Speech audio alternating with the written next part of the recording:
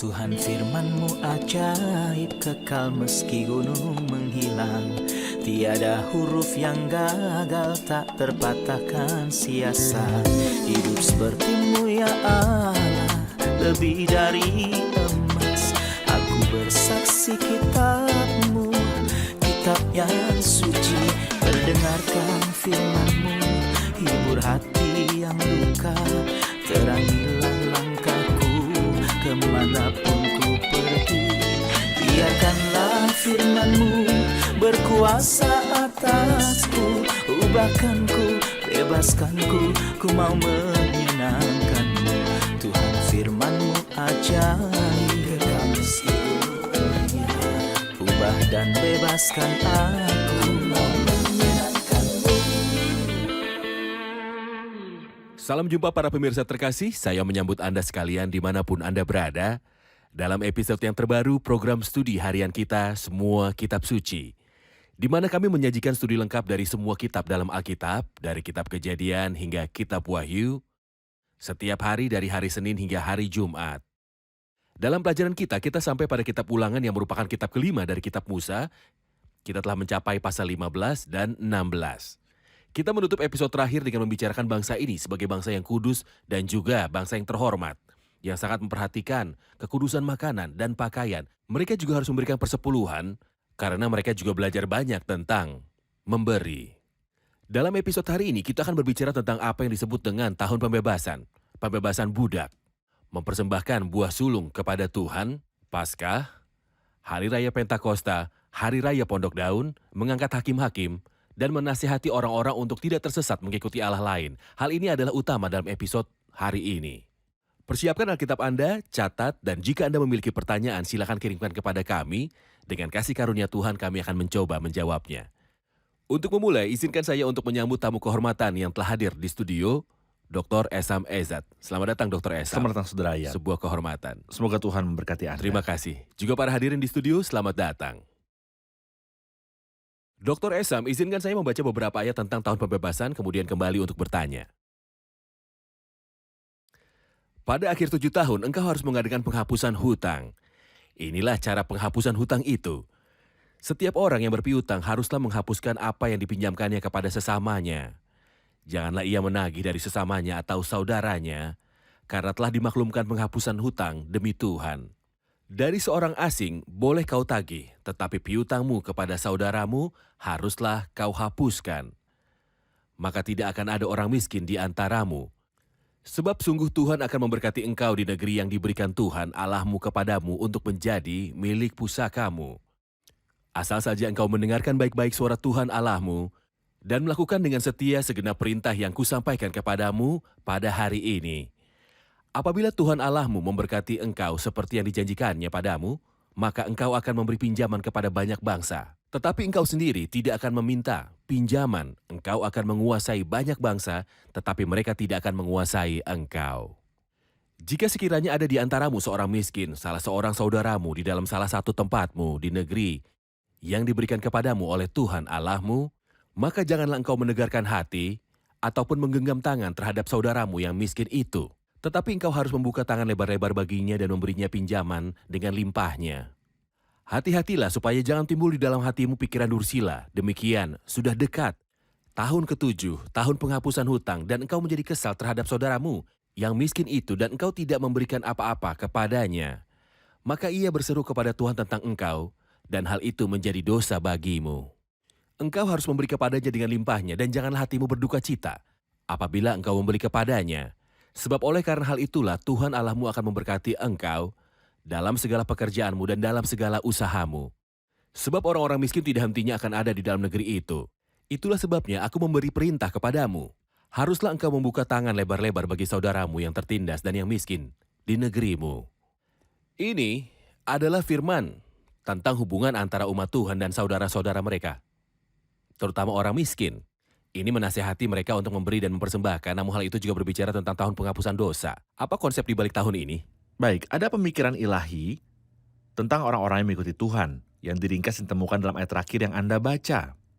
Pertama, tak akan ada pernah lagi orang miskin di negeri ini. Akan selalu ada orang miskin. Lalu apa peran Anda? Apa yang Tuhan maksudkan dengan haruslah engkau membuka tangan lebar-lebar bagi saudaramu yang tertindas dan yang miskin di negerimu? Hati yang melakukan hal seperti itu adalah yang akan melakukan hal-hal ini. Khotbah ini menyoroti sesuatu yang luar biasa, yaitu tahun penghapusan hutang. Saat kita membaca tahun di mana orang yang berhutang akan dihapuskan dari hutangnya. Baik, Seseorang yang berhutang, namun tidak mampu membayar, akan dibebaskan dari hutangnya pada tahun ini. Dengan dua syarat bahwa dia adalah saudaramu bukan asing dan dia miskin. Dua hal, saudaramu dan orang miskin.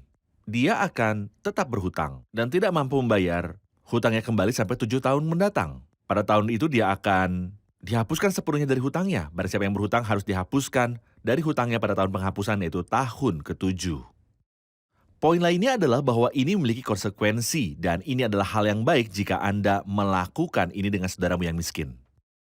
Asal saja engkau mendengarkan baik-baik suara Tuhan Allahmu seperti yang dikatakan dalam ayat 5, maka hasilnya seperti yang dikatakan ayat 6 adalah Tuhan Allahmu memberkati engkau, seperti yang dijanjikan kepadamu. Kedua, maka engkau akan beri pinjaman kepada banyak bangsa, tapi engkau sendiri tidak akan minta pinjaman. Itu berarti bahwa Anda tidak akan berhutang, tapi orang lain akan berhutang pada Anda. Hal ketiga adalah engkau akan menguasai banyak bangsa, tapi mereka tidak akan menjadi kepala dan menguasai bukan engkau. ekor. Menjadi kepala dan bukan ekor, inilah berkat dari pemenuhan hukum dan membebaskan orang miskin setelah dibebani hutang selama 7 tahun. Kemudian dia mengatakan hal lain. Hal pertama adalah Anda tidak akan menegarkan hati Anda terhadap saudara Anda yang miskin. Kedua, sebuah pemikiran dursila mungkin muncul di benak saya bahwa seseorang ingin meminjam dari saya dan tahun penghapusan sudah dekat. Misalnya jika sisanya adalah 1 tahun dari sekarang, jika dia tidak membayar Anda selama itu, Anda harus melepaskannya. Jangan pernah menuruti pikiran dursila menyuruh Anda untuk tidak memberinya pada waktu itu dan menunggu sampai tahun ini berakhir. Kecerdasan manusia. Kecerdasan manusia atau pikiran dursila dari hati manusia, itu sebabnya ungkapan pemikiran dursila digunakan di sini. Tuhan melihat hati manusia, dan di sini kita melihat bagaimana hati manusia dan bagaimana hati Tuhan. Ada imbalan bagi mereka yang memiliki kualitas hati yang sama dengan hati Tuhan. Anda tidak akan menutup hati Anda terhadap orang miskin, karena Tuhan peduli kepada orang miskin. Karenanya memberi tidak menunggu imbalan apapun. Tepat. Kita harus memberi saudara-saudara kita dalam terang perjanjian baru, karena semua orang percaya adalah keluarga Allah. Tetapi jika ada orang yang melihat saudaranya membutuhkan tetapi menutup dirinya terhadap dia, kita Benar. harus memberi kepada saudara-saudara kita, tidak menunggu mereka untuk membayar, Benar. ataupun menunggu imbalan. Baik, kita rehat sejenak dan kembali untuk menjawab pertanyaan hadirin.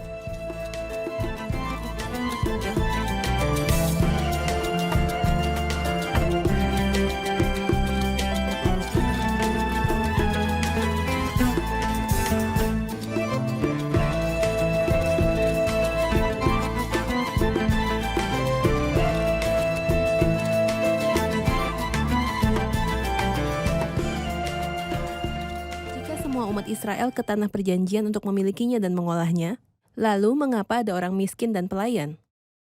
Silakan. Ada hal terjadi sebagai akibat dari dosa. Dan ini akan terus berlanjut selama bumi ada. Ini adalah poin pertama. Poin kedua adalah bahwa ada keteraturan di bumi. Seperti yang kita baca di bagian akhir tentang tahun penghapusan dosa. Tuhan berkata sebab orang-orang miskin tidak hentinya ada di dalam negeri itu. Mengapa begitu? Mengapa orang miskin tidak pernah berhenti? Bukankah mereka masuk ke negeri dan memiliki bagian warisan mereka sendiri? Ya, bisa jadi mereka menggunakan warisan ini, atau sebenarnya disalahgunakan. Orang berperilaku berbeda, seseorang mungkin berperilaku buruk, yang lain mungkin buang-buang uangnya, yang ketiga mungkin ambisius, dan seterusnya. Mereka yang berperilaku buruk akan menjadi miskin, yang lain akan berubah dari tuan menjadi budak. Ini bukan perintah yang ditetapkan oleh Tuhan. Ini adalah konsekuensi dari dosa yang menciptakan kesenjangan antara tingkat yang berbeda. Bisakah kita menerapkan ini juga pada lingkaran berkat rohani? Kita semua ahli waris, tetapi semua dari kita bisa menikmati berkat yang menjadi milik kita. Adapun aspek Adapun spiritual benar. kita semua sama Benar. tentang warisan kita. Namun satu orang percaya Ya. dapat menikmati warisannya dan bersukacita di dalam Tuhan. Dia benar-benar bahagia, sementara yang lain hidup sebagai orang yang miskin. Dan kekurangan sukacita seolah-olah dia tidak berhak maju di hadapan Tuhan. Seolah-olah dia tidak dapat mendapatkan pujian di hadapan Tuhan. Dia berbicara pada Tuhan memanggilnya. Ya Tuhan, Aba Bapa, yang berarti bahwa Roh Kudus dalam dirinya berduka. Jadi ia dalam kemiskinan. Benar. Ya, Dan di sini masalah sisi praktis, seseorang bisa saja malas. Dia harus menanami tanahnya, tapi dia tidak melakukannya dengan Ya. rajin. Akibatnya Padahal tidak dia ada ahli waris. buahnya. Padahal dia ahli waris Tepat. dan mendapat bagian warisannya sendiri. jadi bisakah kita membedakan antara dua kata, pewarisan dan kepemilikan? Maksud saya adalah ahli waris, dan semua surat resmi membuktikan hak saya atas warisan saya. Namun saya mengabaikan sebidang tanah ini. Saya tidak menanamnya, jadi beberapa musuh datang meletakkan tangannya di atasnya. Ada duri dan onak karena tidak menghasilkan kekuatannya. Jadi saya ahli waris yang sah namun tidak dapat memiliki warisan saya sendiri. Ada sebuah ayat dalam Galatia 4 yang menjelaskan pemikiran ini.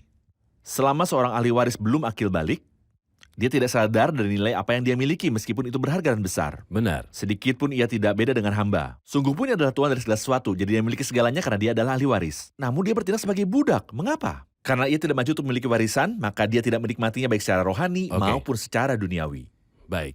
Ayat dari 12 sampai 18 berbicara tentang memerdekakan budak.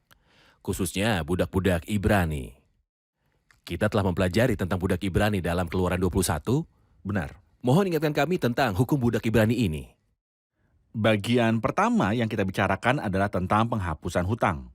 Bagian lainnya adalah tentang memerdekakan mereka dari perbudakan seolah Tuhan menarik perhatian kita pada hal ini sejak awal. Karena kelakuan buruk kita akan ada hutang dan perbudakan. Jadi firman di sini mengatakan bahwa jika saudaramu dijual kepadamu sebagai budak, dia akan melayanimu 6 tahun. Dan di tahun ke-7, dia akan bebas. Di sini Tuhan berkata, janganlah merasa susah apabila engkau melepaskan dia sebagai orang merdeka, sebab 6 tahun lamanya ia telah bekerja padamu dengan jasa 2 kali upah seorang pekerja harian. Cukup baginya melayani selama 6 tahun. Dan pada tahun ke-7 dia akan bebas. Bukan hanya itu, tapi Anda juga akan memberkatinya dan memberi dia hal-hal baik yang telah Tuhan berikan pada Anda. Dia tidak akan pergi dengan tangan kosong. Alkitab dalam hukum yang Anda maksud dalam Keluaran pasal 21 mengatakan dengan sangat jelas bahwa jika seorang budak telah diberi seorang istri selama masa pengabdiannya, maka dia akan bebas meninggalkannya. Karena dia diberikan istri itu oleh tuannya. Tetapi jika budak itu berkata, aku mencintai tuanku istriku dan anak-anakku, aku tidak akan bebas. Aku menikmati menjadi budakmu dan karena cinta aku tidak ingin bebas. Aku ingin terus melayani Anda. Alkitab kemudian mengatakan bahwa tuannya akan bawanya ke pintu atau tiang pintu dan telinganya harus dilubangi dengan penusuk. Dan dia akan menjadi budak selamanya. Saya pikir kita sudah tahu kepada siapa ayat ini dimaksud. Ini mengacu kepada orang yang berkata, aku mencintai tuanku. Siapa yang berkata, karena aku mencintai ayahku? Siapa yang berkata, Kristus mencintai gereja? Saya mencintai Tuhan saya, istri saya, dan anak-anak saya. Saya tidak akan bebas keluar. Ayat ini berlaku untuk siapapun kecuali Kristus. Itu terpenuhi dalam Kristus. Tepat. Baik, ayat-ayat dari 19 sampai akhir pasal ini berbicara tentang anak sulung dari kawanan, domba dan pengabdian mereka kepada Tuhan. Segala anak sulung jantan yang lahir di antara lembu sapimu dan kambing dombamu, haruslah kau kuduskan bagi Tuhan Allahmu. Janganlah engkau memakai anak sulung lembumu dan janganlah engkau menggunting bulu anak sulung dombamu. Mengapa perlu mendedikasikan anak sulung bagi Tuhan? Yang sulung dari segala sesuatu. Bahkan anak sulung manusia harus dipersembahkan kepada Tuhan karena takdir normal anak sulung adalah mati. Baik. Inilah yang kita pelajari dari Keluaran 12, yang merupakan kisah tentang domba Paskah. Tuhan membunuh semua anak sulung yang ada di Mesir, baik manusia, lembu sapi, atau kambing domba. Dosa memperkenalkan kematian pada segala sesuatu di dunia kita. Oleh karena itu, anak sulung seharusnya mati pada dasarnya karena hukuman mati seharusnya diterapkan padanya. Namun seseorang datang dan mati menggantikannya. Dengan demikian anak sulung menjadi milik dia yang mati atas namanya. Baik. Oleh karena itu, anak sulung baik manusia atau ternak menjadi milik Tuhan dan bukan pemiliknya. Faktanya Alkitab sebelum beritahu kita bahwa anak sulung harus dipersembahkan kepada Tuhan, dikatakan janganlah engkau memakai anak sulung lembumu dan janganlah engkau menggunting bulu anak sulung dombamu, yang berarti tidak memanfaatkan anak sulung sama sekali. Itu bukan milikmu. Anda tak dapat mengerjakan kemudian mempersembahkannya atau mengguntingnya untuk diri Anda sendiri dan memanfaatkannya dan kemudian mempersembahkannya. Tidak, itu tidak benar. Itu bukan milik Anda sejak awal. Itu adalah milik Tuhan. Jadi Anda mempersembahkan sepenuhnya yang terbaik untuk Tuhan. Baik, terima kasih. Kita telah sampai pada pasal 16 yang berbicara tentang 3 hari raya utama. Dari 7 musim yang disebutkan dalam Imamat 23, 3 hari raya utama ini adalah hari-hari di mana Tuhan akan menjumpai umatnya. Benar. Mohon ingatkan tentang 3 hari raya ini dan berikan gambaran tentang masing-masing hari raya tersebut. Ada 2 hari raya yang selalu disebut, yaitu Hari Raya Paskah dan Hari Raya Roti Tidak Beragi. Ya, Kemudian Hari Raya Minggu atau Pentakosta, terakhir Hari Raya Pondok Oke. Daun. Ini adalah 3 hari raya yang disebutkan di dalam pasal ini. Ini adalah 3 hari raya orang-orang yang harus pergi ke rumah Tuhan untuk merayakannya bersama-sama. Tidak ada yang bisa merayakannya sendirian jauh dari orang lain. ya, Itu sebabnya 3 hari raya ini secara khusus disebutkan. Ada sekitar 3 atau 4 hari raya dari 7 yang disebutkan dalam Imamat 23 yang diberi nama Hari Raya Tuhan dan musimnya Baik. waktu yang Dia tetapkan. agar ia bergembira bersama kaumnya dan mereka bersukacita karenanya. Itu sebabnya mereka namai hari raya dan musim. Izinkan saya untuk berani mengatakan bahwa inilah saat yang Tuhan tetapkan untuk menerima aroma yang menyenangkan. Dari Kristus yang menjadi alasan orang ini merayakannya. Jika tidak, dia akan tetap dipermalukan sepanjang hidup mereka. Paskah memberitahu kita tentang kematian Kristus. Dan dengan dia, roti tidak beragi memberitahu kita bahwa Kristus yang mati adalah kudus dan hidupnya tidak beragi. Dia kudus tanpa dosa, dia tidak berdosa dan tidak mengenal dosa. Ini adalah hari raya roti tidak beragi yang biasanya berlangsung selama 7 hari setelah Paskah. Paskah diadakan pada hari ke-14 setiap bulan. Mulai dari hari ke-15, 7 hari raya roti tidak beragi dimulai.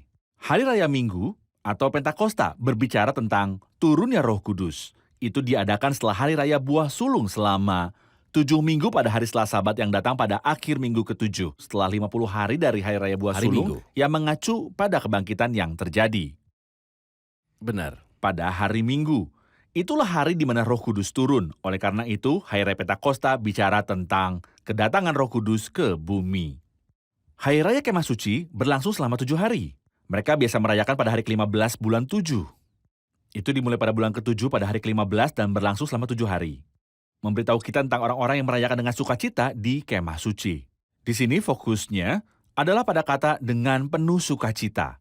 Saat mereka mengadakan di rumah Tuhan. Dan sebagaimana kitab Ulangan membahas mereka dengan mengatakan ketika mereka sampai ke negeri, seluruh kitab bicara tentang mereka yang masuk ke negeri. Oleh karena itu ketika mereka sampai ke negeri itu, mereka harus pergi ke rumah Tuhan.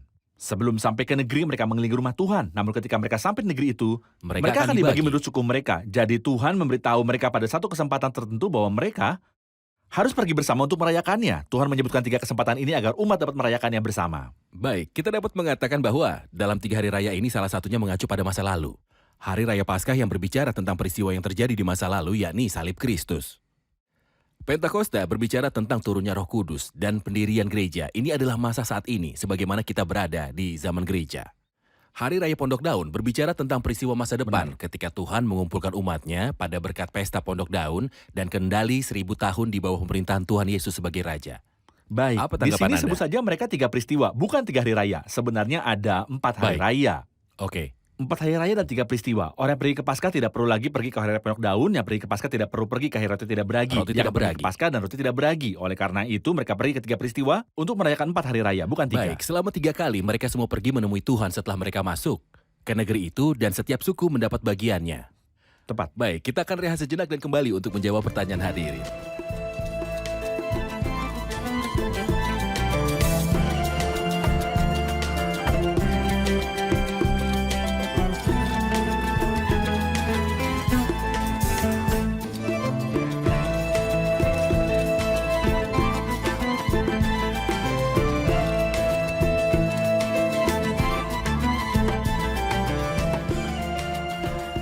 Dalam perjanjian baru, Tuhan sendiri melayani selama 3 tahun dan sepertiga tahun. Selama tahun-tahun pelayanannya, kita mendengar tentang Paskah, Pondok Daun, tapi tidak pernah mendengar tentang Hari Raya Pentakosta. Mengapa? Mengapa Pentakosta tidak disebutkan dalam keempat Injil? Benar, Tuhan telah membuat Paskah sebelum salib. Ada banyak yang disebutkan tentang Paskah.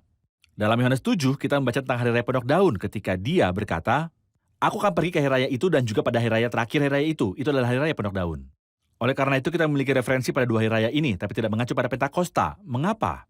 Karena hari raya Pentakosta berkaitan dengan pembentukan gereja, maka gereja belum terbentuk ketika Kristus ada di bumi. Jadi Injil berfokus pada kehidupan Kristus dan kematiannya.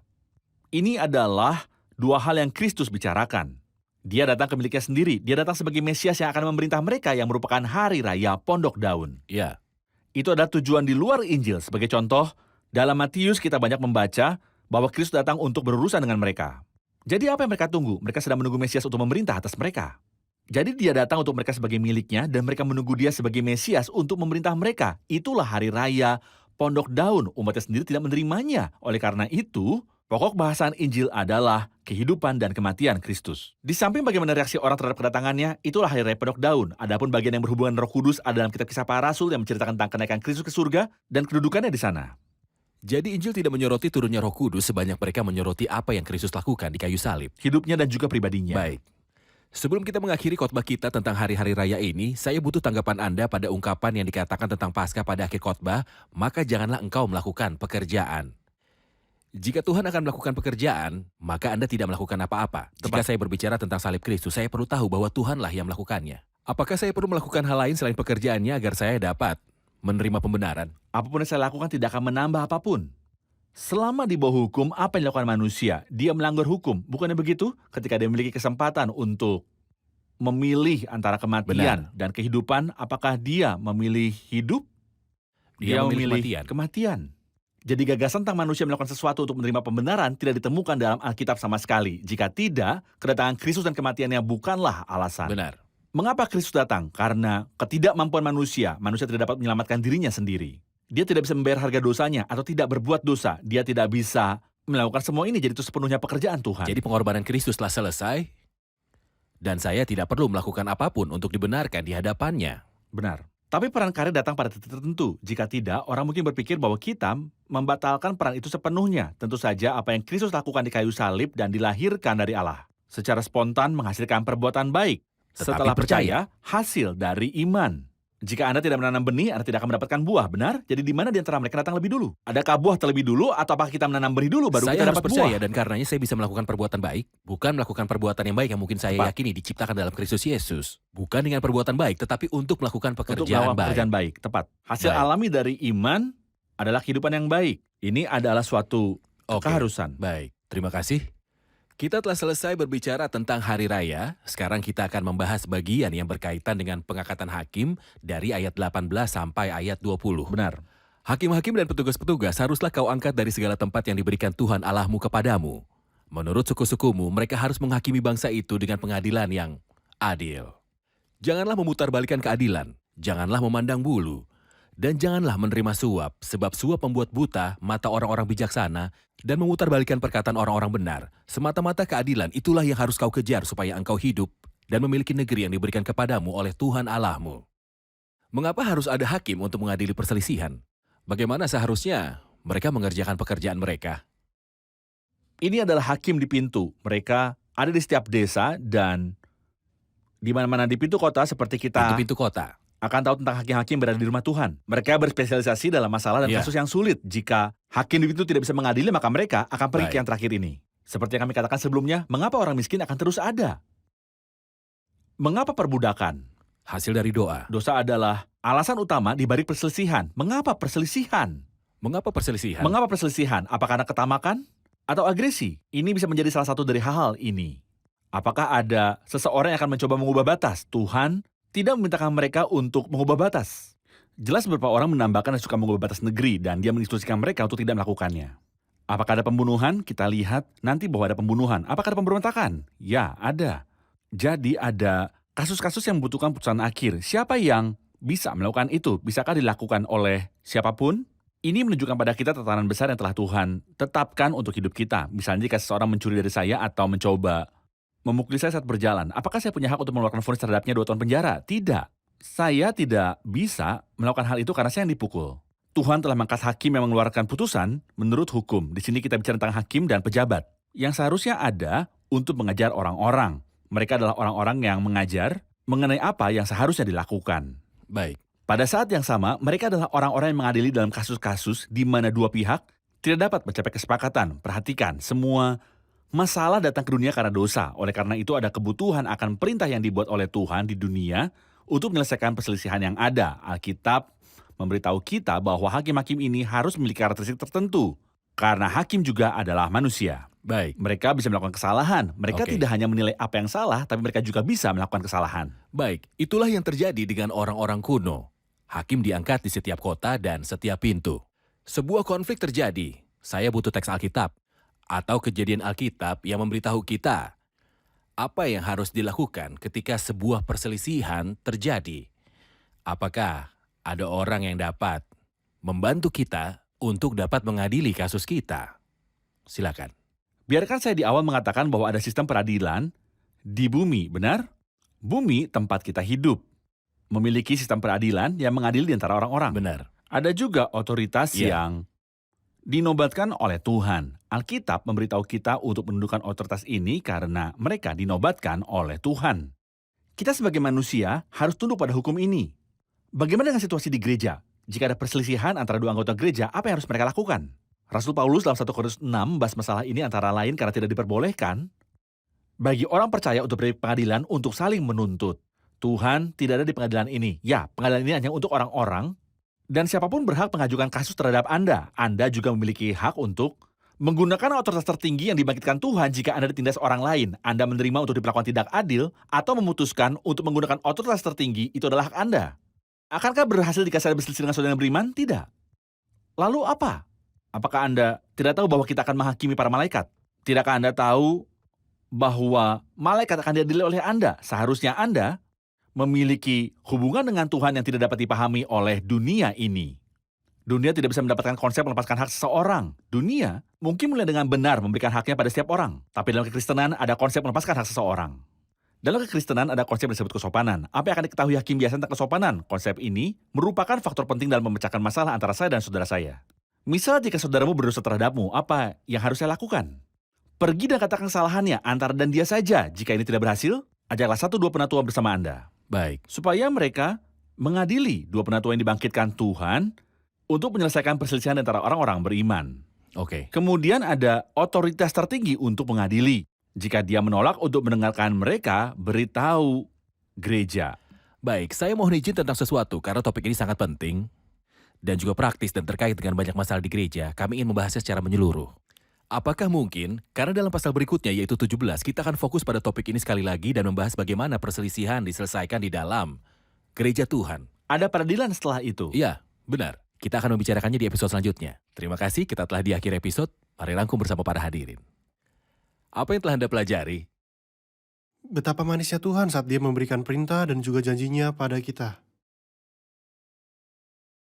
Benar, kita semua sama dalam hal warisan karena kita semua menerima bagian yang sama.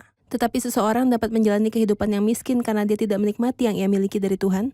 Bahkan jika tidak menyadari hak istimewa kita di mata Allah kita, tetap bernilai di dalam darah Yesus Kristus. Kita belajar hukum budak Ibrani yang tidak berlaku untuk siapapun kecuali Yesus Kristus yang berkata, "Aku mencintai Tuanku dan keluargaku, aku tidak akan keluar bebas, Bapa gereja dan orang-orang percaya." Terima kasih, Tuhan memberkati. Terima kasih, Dr. Esam. Tuhan memberkati. Para pemirsa yang kami kasihi, kita belajar di episode hari ini tentang tahun penghapusan utang, tentang orang miskin, dan juga kita belajar tentang budak. Kita juga belajar bahwa maksud Tuhan adalah untuk memimpin semua umatnya ke negeri itu dan bahwa tidak seorang pun di antara mereka akan menjadi budak ataupun menjadi miskin. Semua akan masuk ke negeri itu untuk menikmati warisan. Tetapi beberapa bertindak dengan tidak bijaksana. Karenanya, menyia-nyiakan warisan mereka dan menjadi miskin. Mereka bahkan menggadaikan diri mereka sendiri dan menjadi budak. Satu-satunya obat adalah pada seseorang yang akan datang dari surga. Orang yang menerima menjadi miskin, meskipun dia kaya. Orang yang menerima datang dalam bentuk budak, meskipun dia tuan. Karena kamu telah mengenal kasih karunia Tuhan kita Yesus Kristus bahwa Ia yang oleh karena kamu menjadi miskin. Mengapa? Supaya kamu menjadi kaya oleh karena kemiskinannya. Juga melainkan telah mengosongkan dirinya sendiri dan mengambil rupa seorang hamba dan menjadi sama dengan manusia dan dalam keadaan sebagai manusia. Ia telah merendahkan dirinya dan taat sampai mati, bahkan sampai mati di kayu salib. Penyembuhan bagi orang miskin dan budak ada dalam pribadi Kristus yang menjadi miskin, yang mengambil rupa seorang hamba dan pergi ke kayu salib. Pemirsa terkasih, Anda mungkin menderita kemiskinan atau bahkan perbudakan dalam hidup Anda. Pengobatan Anda ada di dalam Kristus. Jadi jika seorang putra membebaskan Anda memang benar-benar bebas. Pemirsa terkasih, sampai jumpa di episode selanjutnya. Tuhan menyertai.